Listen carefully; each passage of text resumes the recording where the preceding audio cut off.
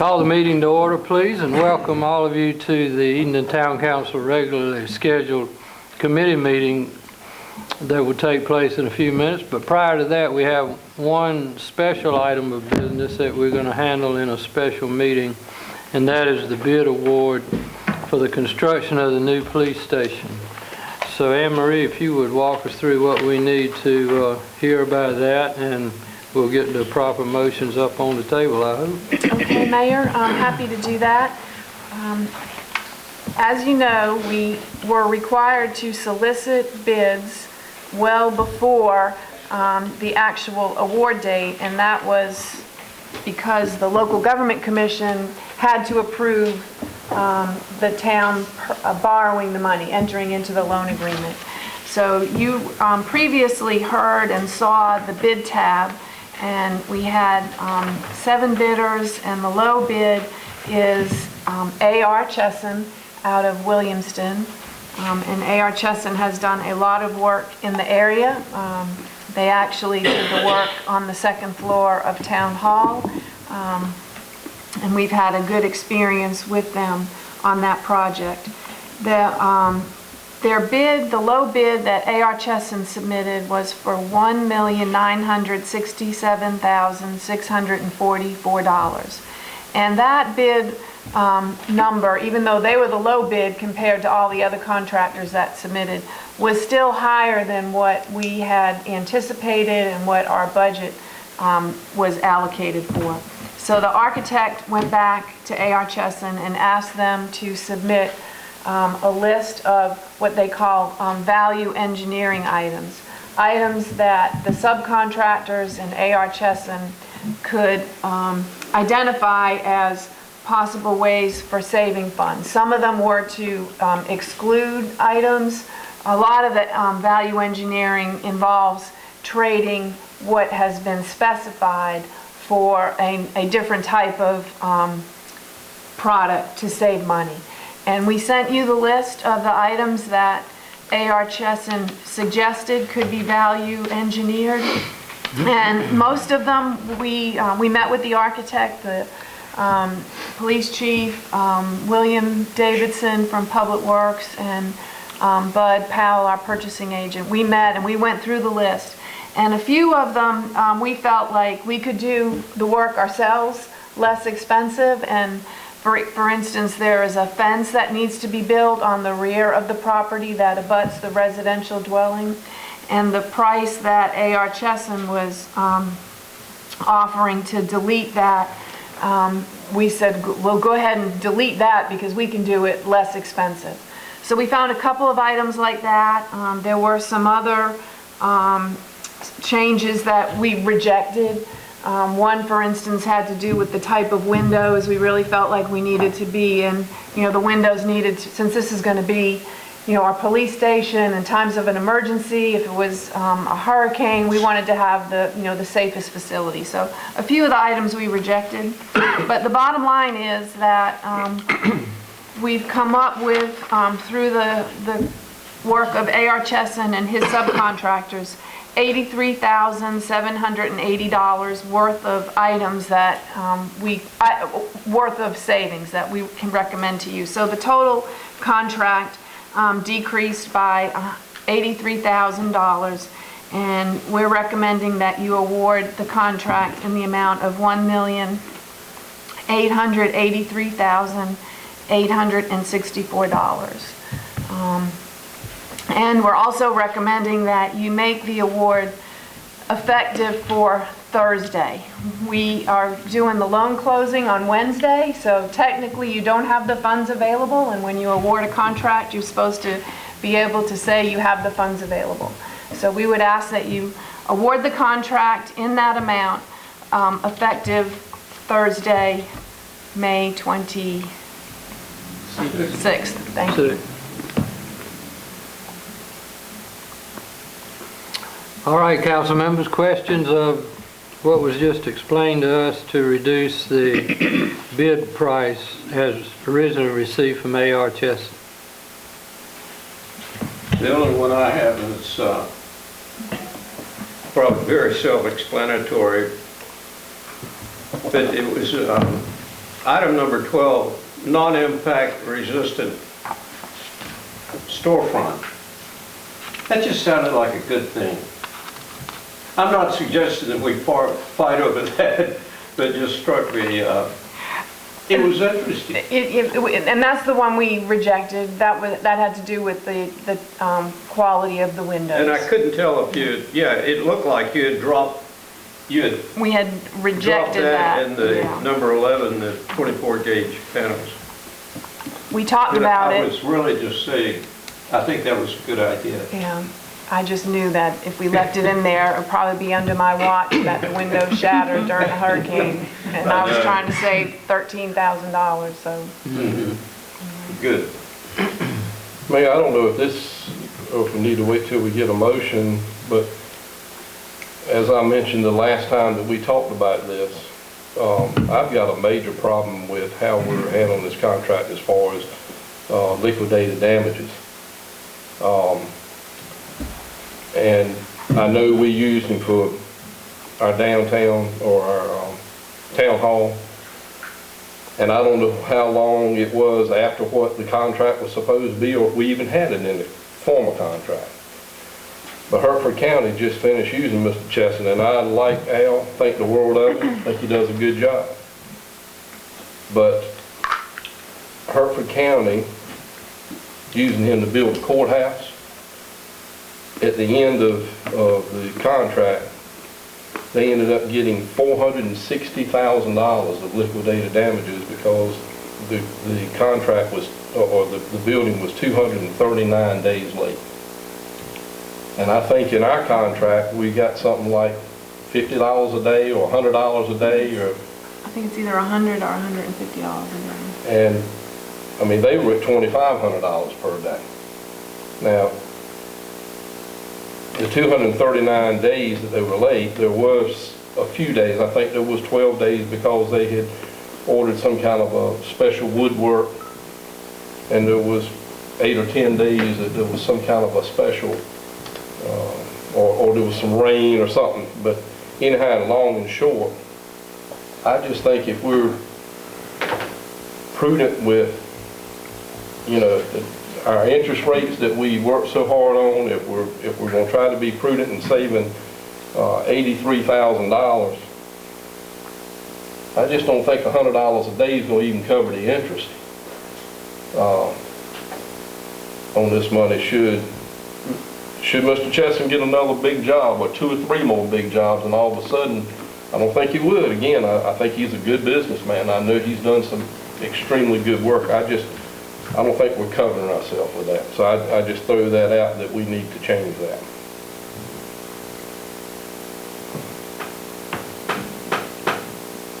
Was that discussed in the conversations with Mr. Chess? I talked to the architect about it, and they said that generally construction projects like ours, the penalty is $100, $150 a day. I told them about what you had told me about Hertford County.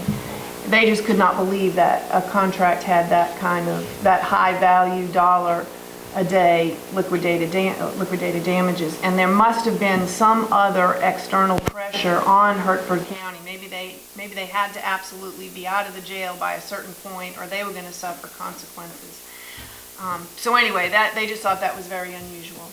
But the real issue is that we've already bid the project, and we bid it with $100 or $150 liquidated damages. And if you were to change it, we would, Well, we changed closing to.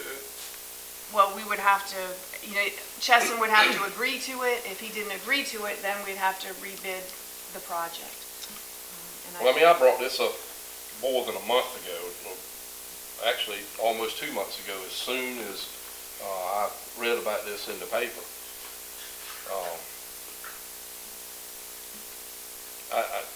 I mean, we can do whatever we want to do, but $150 a day isn't even going to cover your interest.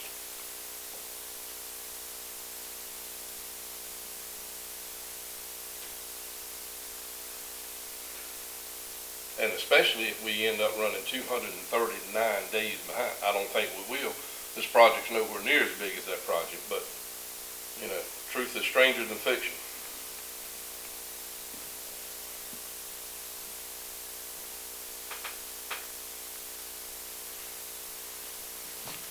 thoughts, comments?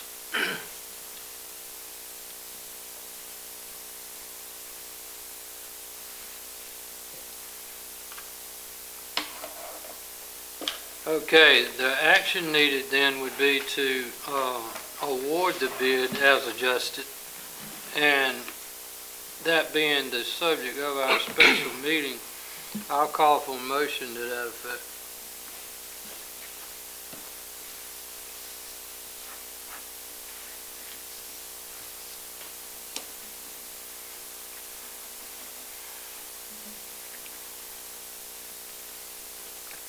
No motion? Okay. No, let's talk about it a little bit more. Yeah. Is there,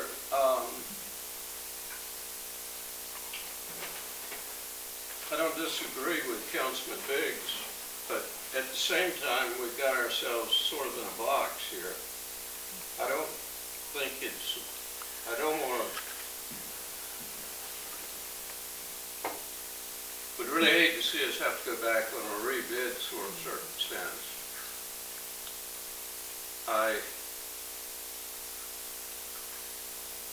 And we're not going to have another opportunity to vote on this between now and Thursday, for goodness sake. So if I understand what you're saying is to redo anything, we got to go back and rebid and everything? Well, I'm assuming that he would reject our request to increase liquidated damages. And if then we would have to rebid the project, and in my mind, then, Randy, would we have to go back to the local government commission? You know, if the bids come in higher, we're gonna have to borrow more money. You know, so then we're gonna have to rebid the financing. I mean, it will, Yeah. So how are we being able to change this tonight, but we can't change liquidated damages? this has to do with the amount of the contract. You know, there were Well, all his sorts. liquidated damages would be part of the contract also, wouldn't it? Yeah, but, I mean, I can try to reach him and ask him. I just can't imagine that a contractor is going to agree to him. I mean, I think it ought to be Higher enough to cover us. I just do. I don't know how exceptional your example is. I mean, that might be the wildest, craziest thing Might that's be. ever happened, or it might be routine. My hunch is that if it were more routine, then the standard amount as listed in this contract that we're talking about. I think the project was that in Hertford County, that, I mean, $2,500 a day is a hell of a lot of money. 10 million, I think. 10 million, and we're talking about less than 2. And I'm not saying it's got to be $2,500 a day. Don't get me wrong on that. I'm certainly not saying that. But again, if it's 100 or 150, I don't remember. You know, you're not even covering the interest on your money.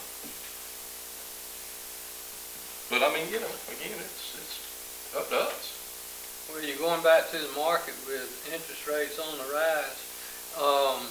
If you nix this deal as it's presented, there might be a greater risk in getting a new finance package put together than it would be accepting what we have. That's an unknown.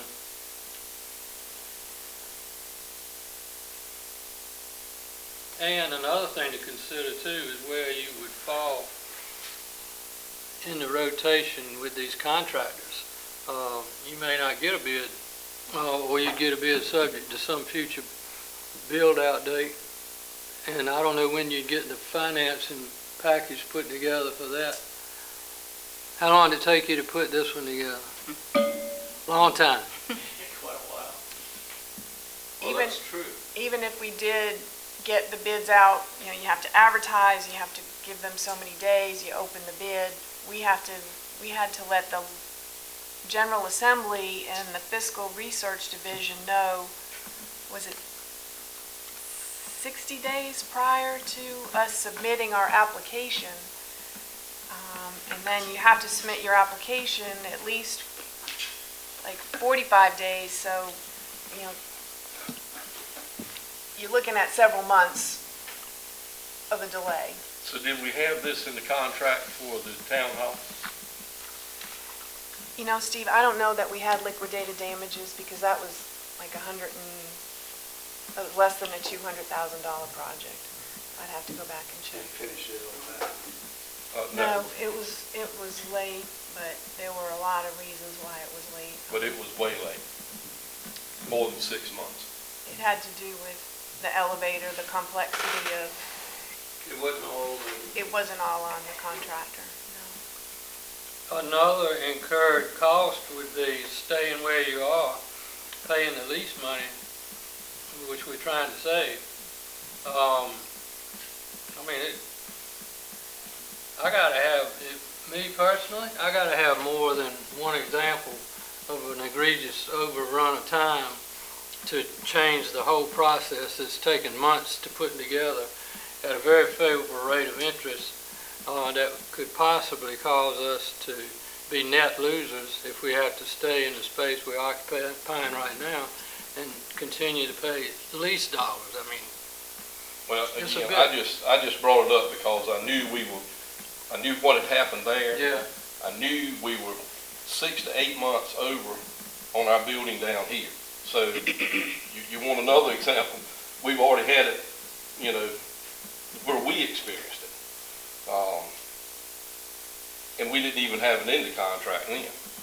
So maybe this $150 a day will make him move along. This may come back to bite me, but I'm going to make a motion that we proceed with the contract we have. no second. all right, we have a motion and a second to proceed with the contract that we have with the adjustments that were explained to us by Anne Marie. Any further discussion or questions? Hearing none, all in favor, aye. Opposed, no? No. Okay, the ayes have it. We'll proceed with the bid award.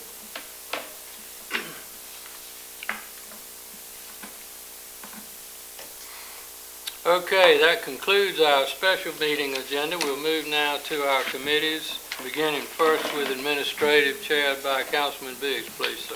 Thank you, Mayor. We have 3 items tonight on the agenda, and number 1 is that we are glad to have Ram Williams with us here tonight to talk to us about our health insurance proposals for our employees. And man, it sure looks like y'all done an outstanding job on putting this together. So I'll let you take over and give us the proposals and the highs and the lows. Sounds good. Thank you all for having us here. So I just want to ask, maybe for those up front, is everybody looking at the same thing? The good news is, compared to last year, it's only 1 page instead of 8 pages with all the moving parts. We've been thrilled to work with your town and get to know your people over almost a year now. And, I think we were kind of in a crisis mode last year, and we might as well always operate under crisis mode when it comes to these health insurance increases. But we're very excited of what we've got to propose to you. I think it's been simplified.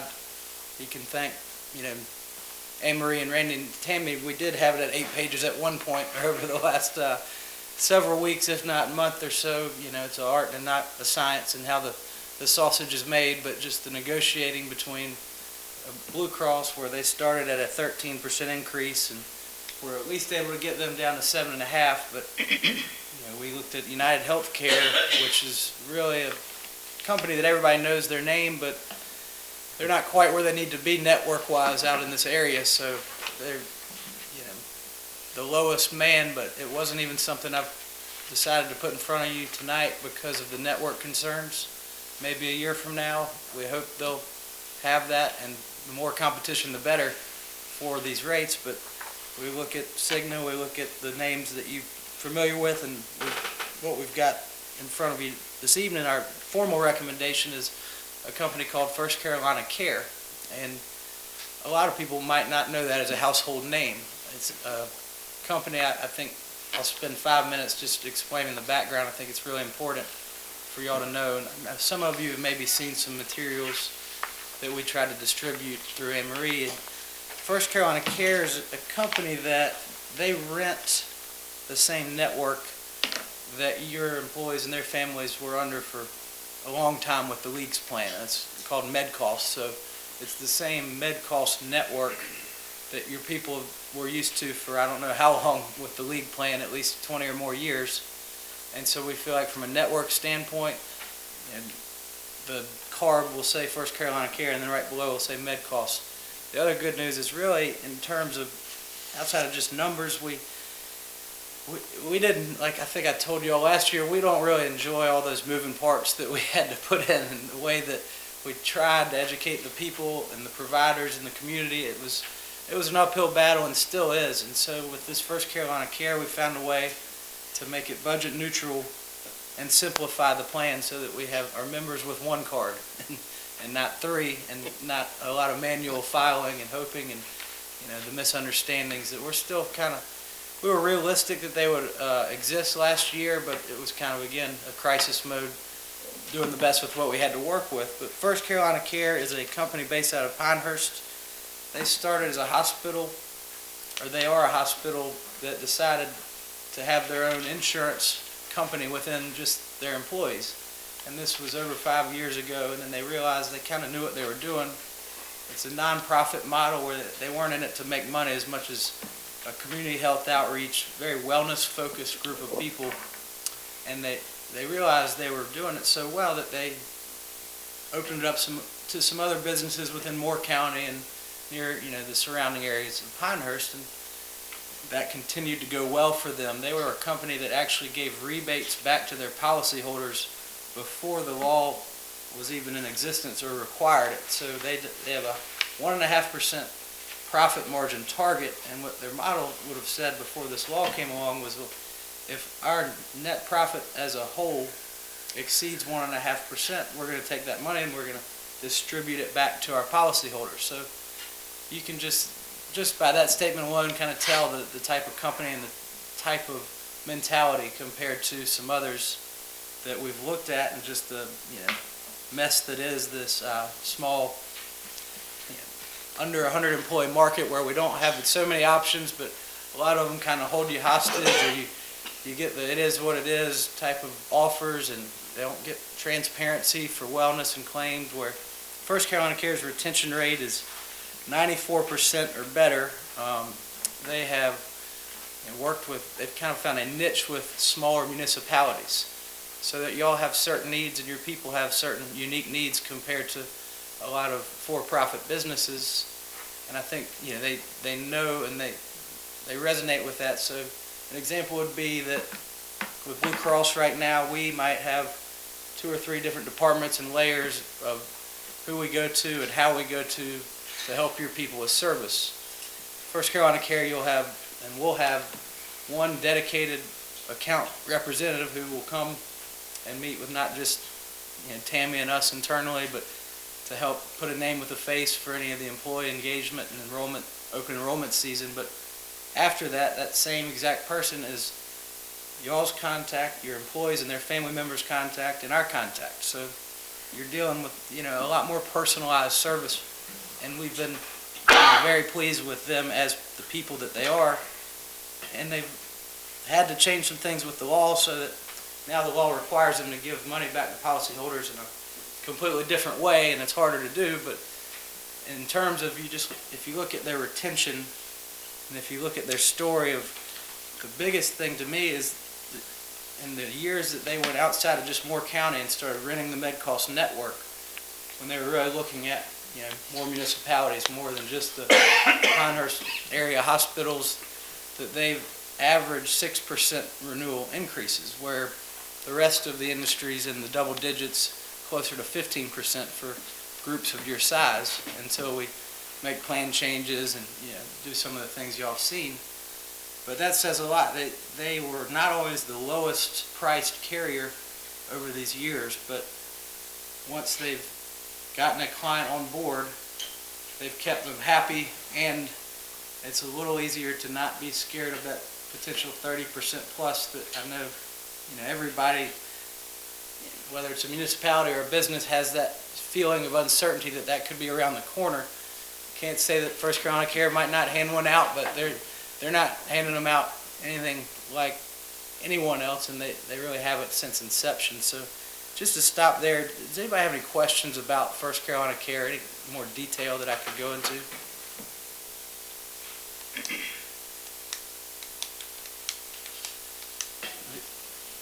If there are no questions there, the other piece of information some of you may have in front of you is maybe a longer version of the story I just told you, but I think it's important to look on the very last page. If you're looking at I don't know if it's 8 or so pages, and it'll give you a list of the municipalities that First Carolina Care currently works with.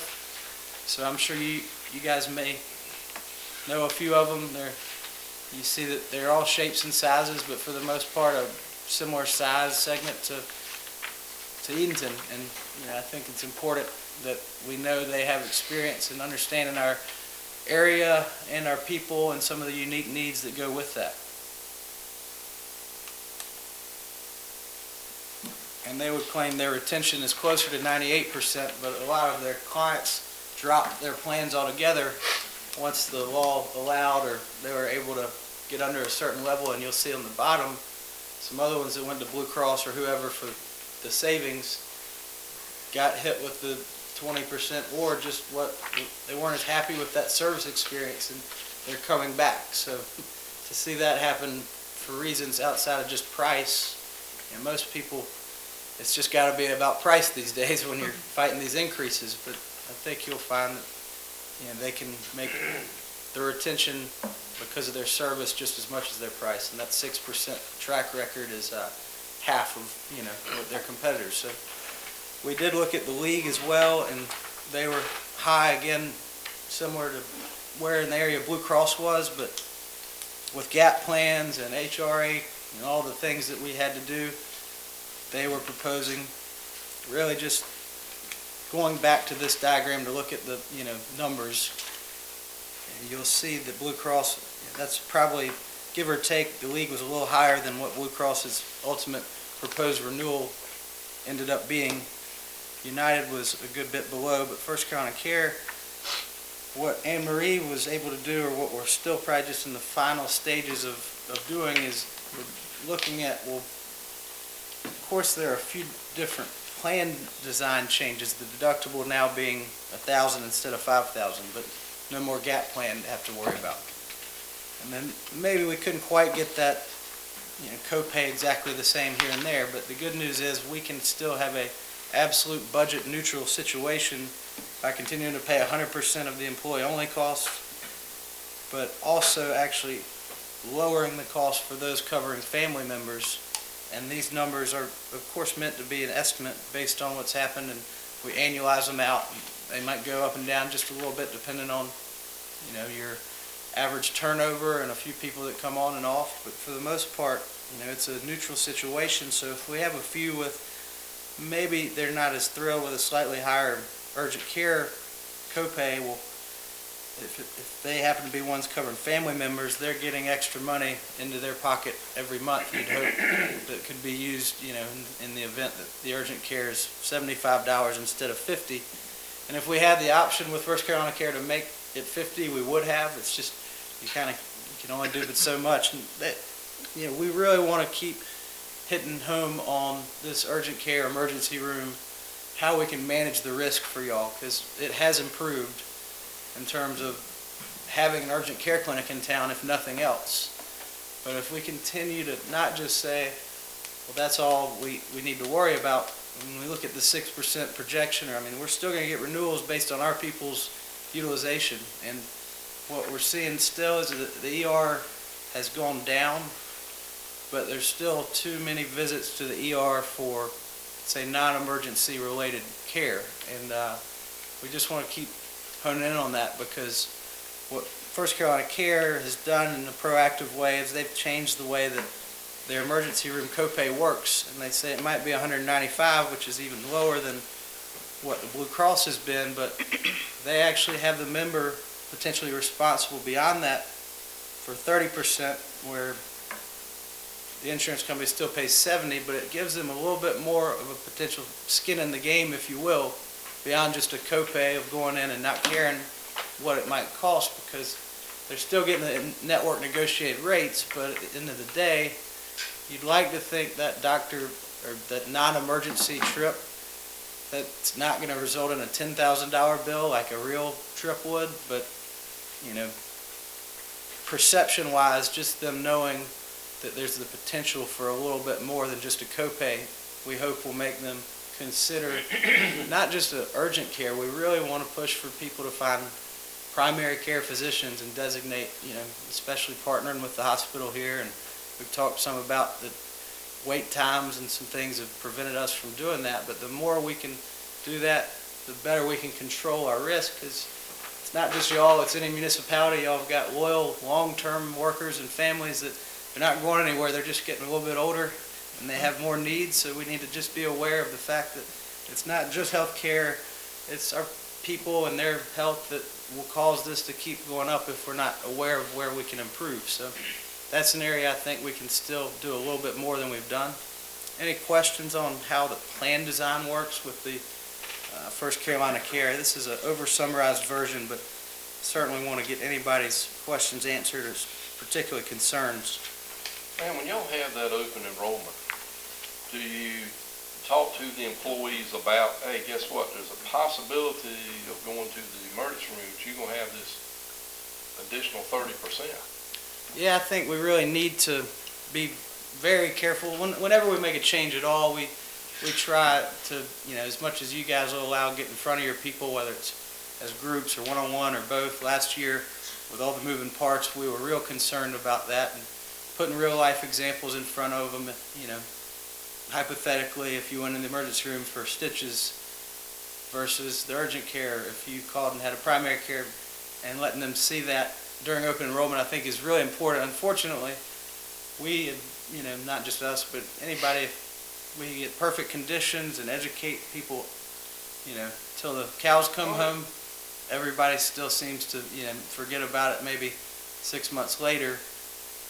And, you know, that's like the emergency room changing culture. I think we need to just do a more constant year-round reminding and have things, you know, posted where they need to be, and, you know, make sure that it's not just open enrollment. Right. I mean, I agree with you 100%. I mean, I don't know how you have department head meetings. Maybe when you have a department head meeting once a quarter, you ought to have all the employees come in for a meeting and lay it out to them again, you know, because I mean, y'all have come up with a great plan here. My biggest concern was the network, and you've answered that question. Yeah. But, you know, this is, I mean, it's a lot of money that the town puts out every year, and I know the employees deserve it. I know they appreciate it. But, you know, if they can help us keep that number down so that, you know, we can continue to do the 100%, because as you probably well know better than anyone, there's a lot of towns and counties that are slipping back on that now, trying to get employees to do the 20%. So, you know, I just thought I'd throw that in when you have the open enrollment. Well, also, Touch it out to them again. does First Carolina provide educational material for our town manager to use in this educational process? They do, and I think, you know, that's another area you'll see that they're going to be a little bit more. There's some, what probably our employees may look at in retrospect after an event that they didn't know. And that's the worst circumstance. And I think Councilman Biggs is right, however we can educate them. And I know you well enough to know that you're going to plan that. We try really hard. We've been doing a lot thanks to Tammy's Well, you do it leadership. on an ongoing basis anyway. With our wellness, we do lunch and learns. We do quarterly lunch and learns. And when we get ready to make this transition, that is going to, is this the first time, Tammy, there's been a fee if it's not a real emergency? So we're going to really have to work on educating the employees. And thank goodness now we have an option. You know, they can go to urgent care, but urgent care isn't open 24 hours, so, you know, there still may be. We may give them enough business too. There you go. Yeah. Very true. And I think in our wellness screening this year, if I'm remembering correctly, one of the questions, they do one-on-ones, the nurses that do the assessments for the employees. One of the questions asked is, do you have a primary care physician? And I think they're doing some coaching so that if the employee says no, that the nurse talks to them about why it's important, why they need to have a primary care physician. So, but you're right, we need to make sure that we really preach that disincentive to use the emergency room. I think one of the most impressive things is your 94% retention rate. And I would imagine every one of your customers has had to go through a major education program. Either they had a major uprising at some point.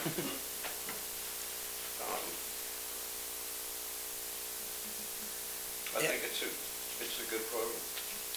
I think it's important to note, I mean, we're fighting that battle right now with the GAP plan and some things that aren't, whether we educated well at open enrollment or even afterwards, the providers aren't quite filing the claims and people don't know what they don't know, that they're owed money.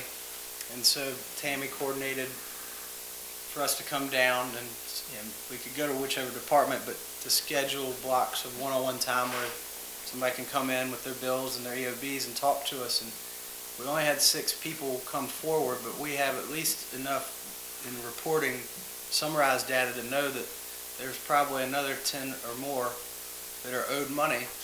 And we just want to figure out the best way to get that message out to them, or even if they don't think they're owed money, they ought to at least come talk to us about, well, have you been to the doctor in the last 12 months for anything other than X? And if we can kind of get the word of mouth out the same way we're talking about for the emergency room, we want to get the people happy about getting paid the money they're owed.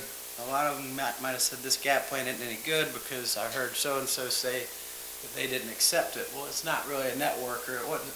It was just some misunderstandings. The same way you could see how this ER could get kind of perceived that way if we're not careful. So we certainly want our people going to the emergency room when it's a true emergency.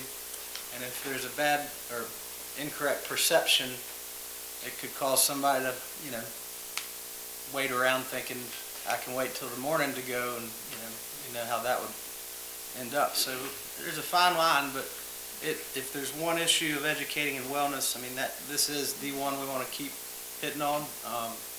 What y'all do with screenings and the investment you put towards it is very impressive and very rare, but you'll find, I think, First Carolina Care they don't do them like they used to, but they like to come in and talk to your people.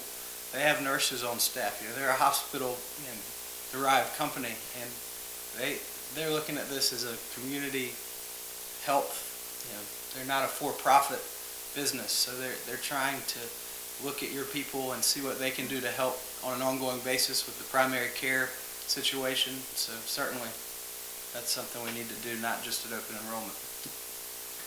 Rand, as you would imagine, two of our main concerns is number one, our employees, making sure that they've got adequate coverage and this type of thing. And the second thing, of course, would be our total cost. And I've heard it said, I just want to hear it one more time and make sure that I'm hearing it correctly. Our hospitals and our doctors accept this coverage. It's med cost, as long as they accept the med cost network, which, in our research in this area, we don't have any gaping concerns, or not just this area, but the entire state for that matter. Because I know we looked at one several years ago that we found out was not in network. So we just want to make sure that our doctors and our hospitals. Sure. I just want to hear it again. Because if they don't, you're going to hear it. That's right. That's You're gonna hear it why. loud and clear. That's why United Healthcare is not on this sheet. I don't care how much money was going to be saved if people go to use the coverage and end up with the $20,000 bill. It wasn't going to do us any good. And it took Randy and Tammy and Anne-Marie all of about 20 seconds to kind of clarify that wasn't anything we're interested in. So it's the concern out of state, no different than it was when y'all we're insured through the league. If it's an emergency, it's treated in network. If people go out of state electively, there's a potential that it could be out of network more so than, say, a Blue Cross or even a United. But there's still coverage out of network. It's just not the same as it would be in network. Well, they can make a phone call prior to and find out for sure. Is this the same insurance that our retirees have? It will be, they'll be on the same plan, yes, sir. Okay. So we weren't looking at changing anything there because First Carolina Care is able to accommodate offering the way that y'all, would choose to and have in the past. Just like Blue Cross, they don't differentiate the rate, whether they're a retiree or not. So you'll see here that it's more of just a employee spouse. Even though they're not employees, the cost itself per unit is the same for the retiree. All right, any other questions for this gentleman? Yes, sir. Okay. Any other information you need to pass on to us? Just real quick, it always gets in the very end, but we do have a lot of non-medical benefits that we offer. And Assurant was the company that we chose not just for the GAP plan, but for our dental insurance, our life insurance, and some accident and critical illness. Some elected, some others stayed with Aflac. Assurance not giving us increases on anything except for the dental, but it's minimal. It's, in terms of the town's costs, it's about $1.77 per employee that's covered. And the increase, we feel like, we shopped it and it's reasonable. One of the things that Tammy provided feedback-wise, and this is just true in East North Carolina, is that there aren't many dentists that accept anything in network.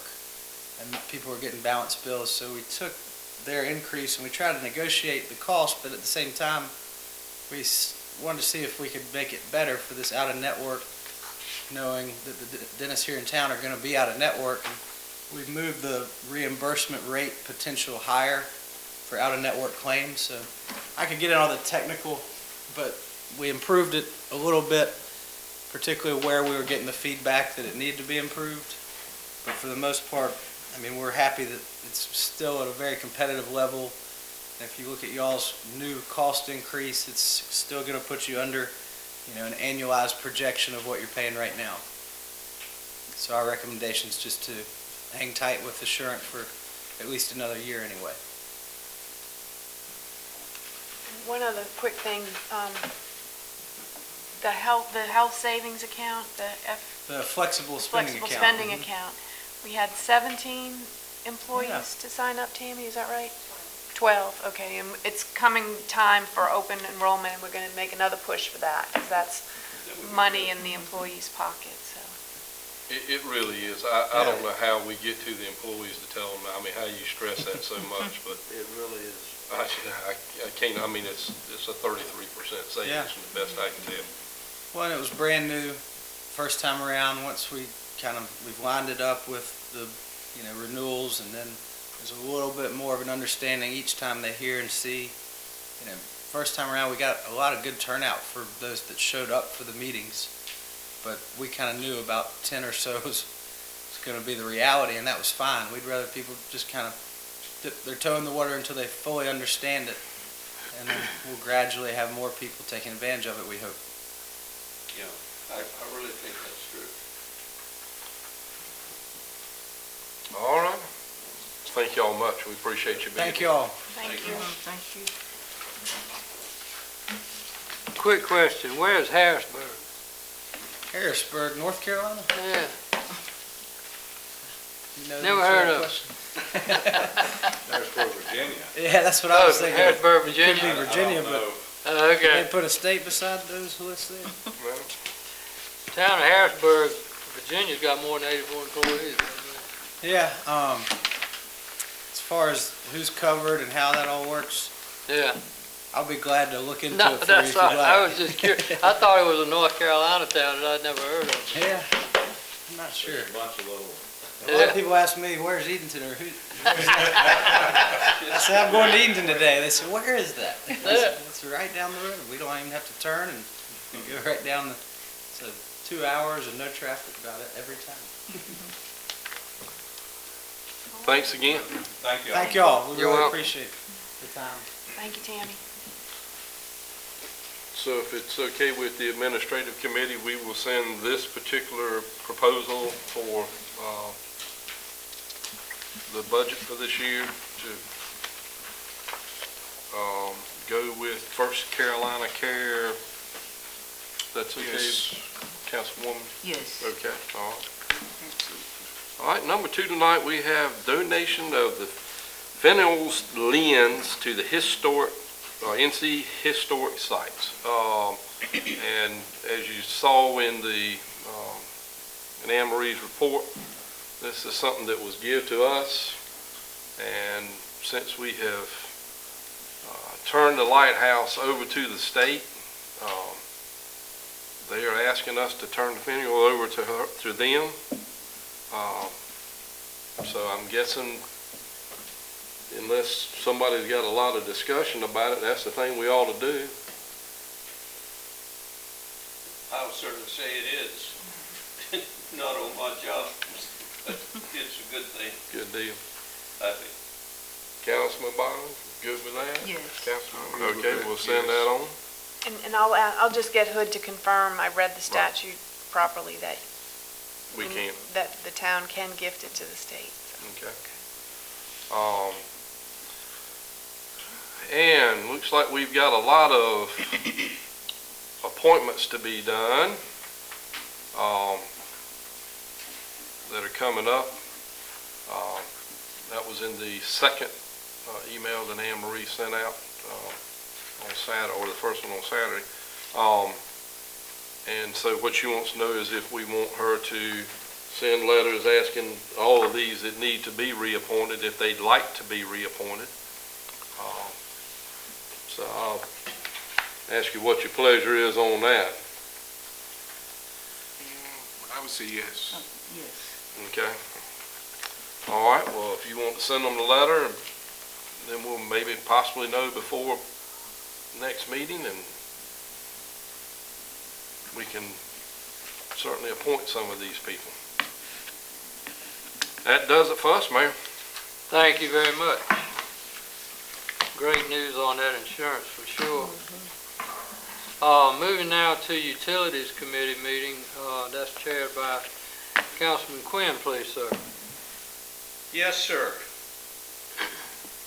We have a proposal actually for amendment to the electric rate rider. It's for customers who exceed over 100 kilowatt hours at least 3 months of the year.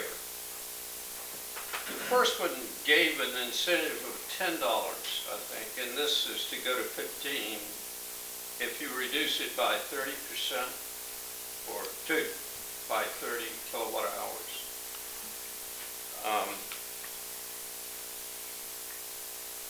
As a proposal, I can't find anything wrong with it as a proposal, and I would suggest that we move it for approval to the next meeting. Is that your feeling there? We agree. The reason that we're recommending increasing the credit is basically because last fall, the town enjoyed a wholesale power cost reduction. So we can offer a larger credit for the businesses that want to take advantage of load management. I think it's a good program.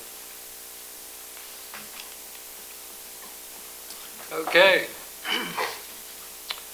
Finally, Finance Committee, Chairman Dixon isn't here. Anne Marie, would you cover that one item in the budget amendment category, please? I was teasing Randy. It was a little bit confusing. I was going to tell him that he had to make this report. But he summarized it nicely, and I included his summary in the package for you. This has to do with insurance proceeds that were received when a police car was totaled back in May of 2015, and that car was still being paid for through a USDA loan. And so it was a complicated process to get the insurance settlement and to get the loan settled. This actually happened last fiscal year, but Randy wanted to make sure that we got it straight on the books this year. So you'll see the budget amendment shows the proceeds from the insurance coming in at $13,175, and then the how it's split up between the police and the fire.